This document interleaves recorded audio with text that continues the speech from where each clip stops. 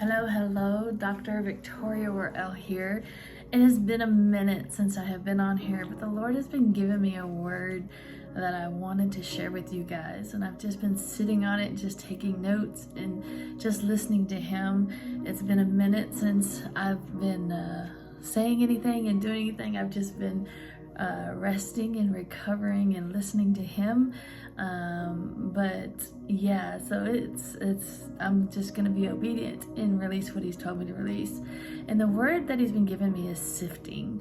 So I know there's a lot of things in my life that the Lord sifts, whether I know it's a lot in ministry and just in life in general. And I do believe that this word will apply to some of you listening, where He's been sifting things in your life, whether it be in your work, your ministry, and things that you do, and sifting how He wants you to do different things. He wants you to handle things differently, or it's a process. And I just wanted to share some things that He has given me on the word.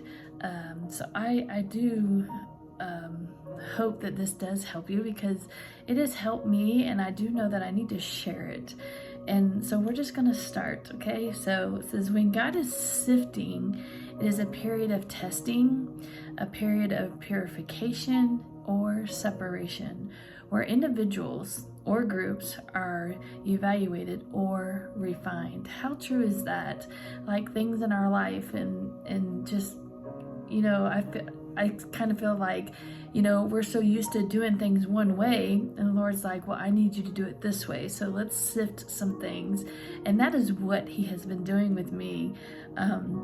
So the metaphor comes from an agricultural practice of sifting grain, where useful grains are separated from a chaff. I'm going to give you some examples in the Bible terms, because I wanted to know what His word said about it and how to explain it. Sifting in the Bible is a metaphor used to describe the process of testing, purification, and separation. Here are some key references in their meanings. In Luke 22:31-32, Jesus says to Peter, "Simon, Simon, Satan has asked to sift all of you as wheat." He does that.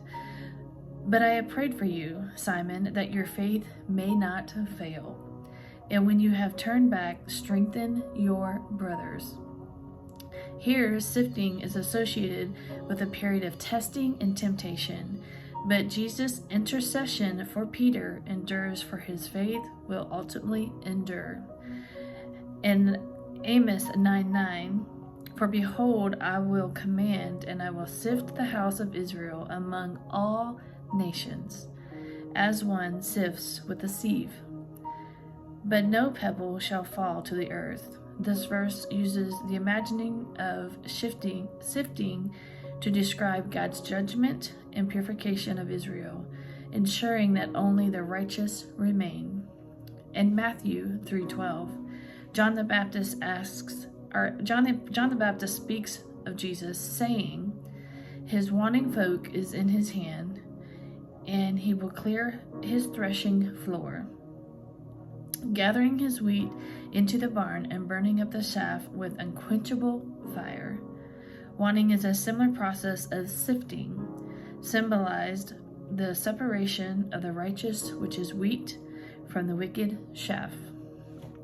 These passages collectively illustrate that sifting involves a divine process of evaluation and refinement, where trials and challenges serve to test and strengthen our faith, separating what is true and enduring what is not. And in that, I was thinking, I'm like, man, there's so much truth to that. We are evaluated and we are refined. We are in life, things that happen to us, right? And here are some more examples that I wrote and took notes with. It says, when we are being sifted, we undergo trials, challenges, and that test our character. How true is that in everyday life that we walk, right? Faith and resilience. This process can be difficult and uncomfortable, but it serves several purposes. So I have 5 things to share with you, okay? It says in purification, It helps remove impurities and weakness, refining our character and making us stronger and more victorious.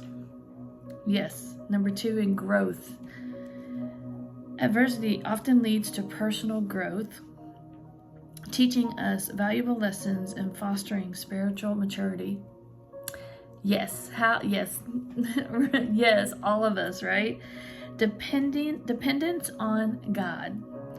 It endures us to rely more deeply on our faith and trust in God's plan. Strengthen our relationship with Him. That it does. When He pulls us back and says, I need you in my word, I need you to listen, we have to trust in Him and trust His ways, because our ways, my way will always fail, but His ways will always go through. Revealing the true nature. Sifting can reveal a true nature, disguising between genuine faith and superficial faith. Last one, preparation. It prepares us for the future possibilities and blessings by developing qualities like patience, perseverance, and humility. While being sifted can be challenging, many believe it ultimately leads to more resilient and purification faith. How true is that? So I knew I needed to share the word with you, and I was just waiting for His timing, and today He said was the day. So I hope this word has helped you.